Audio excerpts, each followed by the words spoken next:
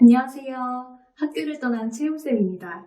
지난 영상인 문법 로드맵과 비문학 로드맵에 이어 오늘은 2024년 새롭게 리뉴얼한 고등문학 문제집 로드맵을 준비했습니다. 문학은 크게 고전시가, 고전산문, 현대시, 선대산문 이렇게 네 영역으로 나눠지고 또 영역별로 각기 특성도 꽤 다르기 때문에 어떻게 공부해야 할지 다른 영역에 비해 더 고민되셨을 거예요. 오늘 제가 4가지 문학 영역을 모두 아우를 수 있는 문학 문제집 로드맵 딱 정리해 드릴게요. 고등문학 문제집 기본 로드맵은 문제집 정보, 추천 대상, 특징, 내부 이렇게 4단계 순서대로 알려드리도록 하겠습니다. 로드맵 첫 번째 단계는 EBS에서 출판한 윤혜정의 개념의 나비효과입니다. 이 교재는 제가 다른 영역에서는 상황별 추가 문제집으로 알려드렸는데요. 문학 영역에서만큼은 기본 로드맵에 포함할 만큼 굉장히 중요하고 기본적인 책이라고 생각합니다. 이 책은 고등문학 첫 학습에서 길잡이가 필요할 때 사용하시면 좋고요. 권마다 영역이 나누어져 있는데 물론 다 들으시면 좋지만 꼭 중요한 것만 듣고 싶다 하실 경우에는 문학 영역만큼은 꼭 기본 로드맵에 포함해서 들어보시길 추천드립니다. 특징 첫 번째, EBS 무료 강의가 있기 때문에 이 교재는 반드시 강의를 들으면서 푸시길 추천드립니다. 두 번째, 이 책의 문학 영역에서는 작품을 어떻게 읽는지 그리고 문제를 어떻게 풀면 좋을지 기초를 쌓는 연습을 할 수 있습니다. 세 번째, 개념의 나비효가 본책 말고 워크북도 있는데요. 강의에서 학습한 내용을 복습할 수 있도록 구성되어 있기 때문에 워크북도 함께 보시길 추천드립니다. 이 책의 내부를 보시면 제가 왜 기본 로드맵 첫 번째에 포함했는지 아실 수 있을 거예요. 개념에 대해서 굉장히 자세하게 설명을 하고 있고요. 빈칸 넣기 문제도 있습니다. 개념을 학습한 후에는 직접 작품에서 개념을 적용해보는 연습을 하고요. 마지막으로는 시와 함께 문제를 푸는 단계로 되어 있습니다. 문제 옆에 이렇게 어떤 점을 주의하면서 풀어야 하는지 설명이 되어 있기 때문에 문학 영역을 처음 하는 학생들이 개념어는 물론 문제 푸는 방법, 작품을 분석하는 방법까지 학습할 수 있는 교재입니다. 로드맵 두 번째 교재는 신사고에서 출판한 첫 오감도 고등문학입니다. 이 교재는 문학 전 영역 작품을 접하며 기초를 쌓을 때 도움이 되는 교재입니다. 제가 첫 오감도도 몇 번 추천을 했는데요. 고등문학 같은 경우는 기본 로드맵에 포함하여 보시기를 추천드립니다.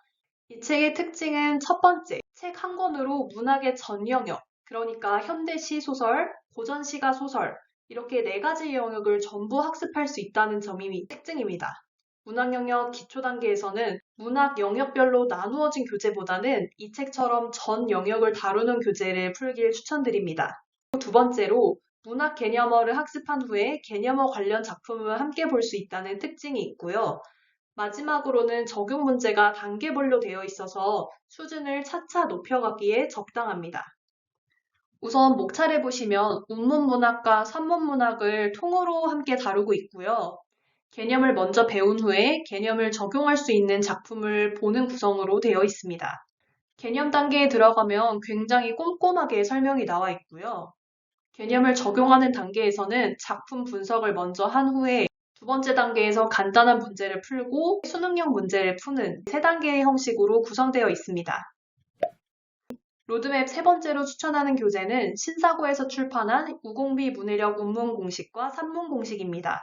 이 교재는 2권으로 이루어져 있고요. 개념어를 중심으로 작품 분석 방법을 익힐 때 유용한 교재입니다. 이 두 교재 모두 굉장히 좋은 교재고 특히 운문공식의 경우에는 꼭 한번 풀어보시기를 추천드립니다. 이 책의 특징은 먼저 문학 개념어를 굉장히 꼼꼼하게 짚어본다는 점이고요. 그리고 이 책에서는 작품 분석 방법을 공식이란 이름을 붙여서 운문의 경우는 19개, 산문의 경우에는 18개 공식을 알려주는데 이게 굉장히 유용합니다. 그래서 이런 것들을 익힐 수 있는 방법 그리고 적용 문제까지 들어있습니다. 2가지 문제집 중 운문 공식의 예시를 보여드리겠습니다. 목차를 보면 다른 문제집과 굉장히 다르다는 걸 확인하실 수 있을 거예요. 시를 분석할 때 어떤 점을 분석해야 하는지를 중심으로 대단원을 구성하고 있고요. 그에 따른 문학 개념어를 설명하고 있습니다. 문학의 경우에는 특히 문학 개념어를 제대로 이해하고 작품에 적용하는 것이 가장 중요하다고 할 수 있습니다. 그런 점에서 작품 분석과 개념어를 함께 다루는 이 책이 굉장히 장점이 있다고 생각합니다. 개념에 대해서 먼저 설명한 후에 개념에 따른 확인 문제를 풀 수 있게 되어 있습니다. 그리고 마지막으로는 이 개념을 적용할 수 있는 문학 작품에 대한 문제가 나와 있습니다. 로드맵 다음 교재는 동아출판에서 출판한 따작 고등국어 현대문학 고전문학입니다. 이 두 교재는 다양한 문학 작품을 접하고 익히는 단계에서 사용하시면 좋습니다. 특징 첫 번째는 현대문학과 고전문학 두 권으로 나누어져 있다는 것이고요. 체계적인 작품 분석 연습을 할 수 있고 다른 작품 엮어읽기가 포함되어 있습니다. 제게 질문 주신 구독자님 중에 앞으로 입학할 고등학교에서 교과서에 나오지 않은 엮어서 읽는 낯선 시를 내는 경우가 있어서 좀 걱정이 된다라고 말씀하신 분이 계셨는데요. 이 책처럼 다른 작품 엮어읽기가 나와 있는 교재를 평소에 기본기로 쌓아두시면 내신에도 도움이 되실 거예요. 먼저 간단하게 독해 원리를 설명하는데 앞선 교재와 달리 개념 설명이 없기 때문에 개념어는 미리 쌓아두셔야 한다는 걸 확인하실 수 있고요. 그 후에는 작품에 관련된 문제가 나와 있고 기출도 포함되어 있습니다. 개념은 옆에 이렇게 작게 나와 있고요. 그리고 이 책에서 제가 가장 중요하다고 생각하는 원리로 작품 독해 부분이 모든 작품마다 실려 있는데요. 이 순서를 거치면서 시나 소설에서 어떤 것을 분석하며 읽어야 하는지 체득할 수 있습니다. 마지막으로는 본 작품과 엮어읽을 수 있는 작품이 뭐가 있는지, 어떤 점이 연결이 되는지 확인할 수 있는 다른 작품 엮어읽기가 수록되어 있습니다. 기본 로드맵 마지막 교재는 키출판사에서 출판한 매산문입니다. 제가 매산비 매산문을 로드맵 마지막으로 넣는 이유는 이제 본격적으로 기출을 풀 수 있는 단계이기 때문인데요. 이 교재도 개념어와 작품 분석을 익힌 후에 기출 문제를 풀 때 사용하시면 좋습니다. 모두들 아시다시피 이 책은 기출을 다루고 있는 문학 대표 문제집이고요. 이 책을 통해서 기출된 다양한 작품을 할 수 있고 정오답 해설이 꼼꼼하기 때문에 홍보하는 학생들도 스스로 오답 정리를 할 수 있다는 장점이 있습니다. 책 구성은 기출문제가 있고 해설과 정답이 굉장히 길게 꼼꼼하게 구성되어 있습니다. 기출에서는 문학 작품 전체가 아니라 일부분만을 떼어오는데 해설에는 문학 전체의 등장인물이나 줄거리가 쭉 나와 있습니다. 이것을 꼭 읽어보시길 추천드려요. 실제 책을 읽으면 가장 좋지만 사실 작품이 많기 때문에 고등학교에서는 쉽지가 않으실 거예요. 그렇기 때문에 이렇게 작품 줄거리로 대략적인 작품의 내용을 파악해 두시면 나중에 작품의 다른 부분이 발췌가 되더라도 빠르게 파악할 수 있다는 장점이 있습니다. 이 작품 줄거리를 정리하거나 외우실 필요는 전혀 없고 그냥 재밌는 얘기 하나 읽는다 생각하고 쭉 읽는 연습만 해주시면 좋을 것 같아요. 이렇게 기본 로드맵 정리해 보았고요. 그 다음으로는 상황별 추가 문제집 정리해 드리겠습니다. 첫 번째 문제집은 솔티북스에서 출판한 떠먹는 국어문학입니다. 이 책은 문학 영역에 대한 자세한 설명을 참고하고 싶을 때 보시면 좋고요. 문학 정체 영역을 다루고 있고 줄글로 말하듯이 설명을 하기 때문에 두꺼운 편이에요. 이 책은 처음부터 끝까지 보지 마시고 참고용으로 모르는 개념이나 모르는 작품이 나왔을 때 한번 읽어보는 정도로만 하시면 좋겠습니다. 두 번째는 꿈을 담은 틀에서 나온 명강 문학 시리즈입니다. 시리즈는 총 4권으로 되어 있고요.